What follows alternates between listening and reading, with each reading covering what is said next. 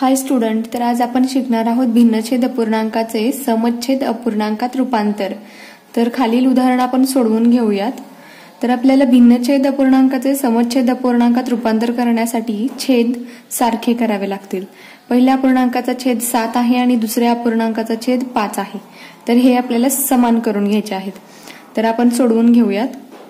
2 पंचे 10 छेद 7 पाचा 35 हा झाला एक अपूर्णांक। आता दुसरा अपूर्णांक 7 त्रिक 21 छेद 5 सत्त 35।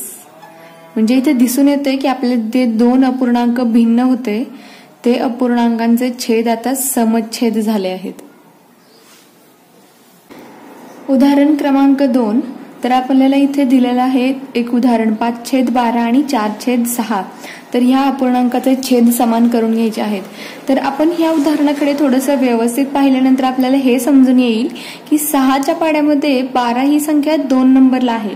याचाच अर्थ आपला छेद हा 6च्या पाड्यामध्ये मिळू शकतो, म्हणजे 12।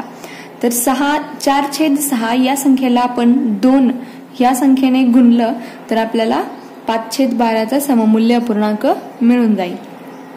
5/12 हा आहे तसाच ठेवायचा आणि 4/2 या संख्येला 2 ने गुणायचं। 4 दोन्ही 8, 4 गुणिले 2 आणि 6 गुणिले 2, 4 दोन्ही 8 छेद 6 दोन्ही 12। तर आपल्याला इथे अपूर्णांक मिळतोय 5/12चा सममूल्य अपूर्णांक 8/12। इथे काही उदाहरणं दिली आहेत, ती तुम्ही प्रॅक्टिस करा आणि सोडवा, म्हणजे तुम्हाला सोडवल्यानंतर समजेल की हे गणित कशी असतात। तर ही तुम्ही सोडवून घ्या। जर व्हिडिओ आवडला असेल तर लाईक करा, शेअर करा आणि चॅनलला सबस्क्राईब करा, म्हणजेच असेच नवनवीन व्हिडिओ तुमच्यापर्यंत आम्ही पोहोचवत राहू।